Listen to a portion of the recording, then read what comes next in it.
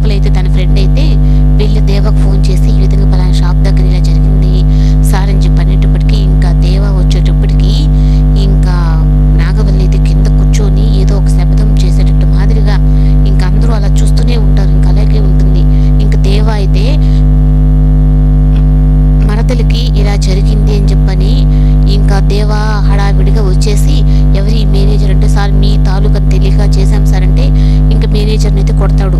ఇంకా ఆ మేనేజర్ని ఎప్పుడు దెబ్బ పడుతుందో ఇంకా సేల్స్ బాయ్ ఉండే అబ్బాయి అయితే వెళ్ళిపోతాడు. ఎప్పుడు నాగవల్లి ఎవరిని ఆ పని చేసింది అంటే ఆ కావేరి ఆ ఉషాని ఎందుకు వదిలిపెట్టావు అంటే లేదు బావా నాకు ఇంత అవమానం జరిగింది, నాకు మాట ఇస్తేనే నేను పైకి లేచి ఇంటికి వస్తాను అని చెప్పని అంటుంది. అప్పుడు ఆ రోజు మా అక్కని ఇబ్బంది పెట్టిన దానికి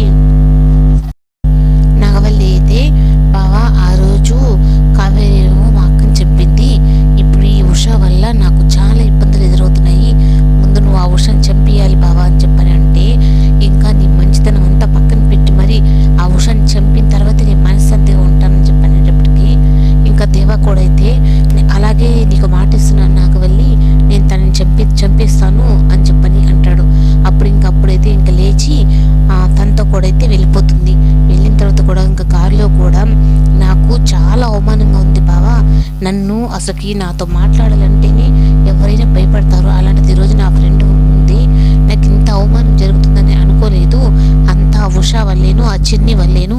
ఇంకో విషయం కూడా నేను చెప్పడం మర్చిపోయాను బావా, నాకు ముందుగా కూడా నాకు ఈ రాజమండ్రిలో అడుగు పెట్టినప్పటి నుంచి ఈ ముగ్గురు వల్లే నాకు ప్రాబ్లము, ఇంకొక అతను కూడా ఉన్నాడు చూపిస్తాను నీకు అని చెప్పని అంటుంది.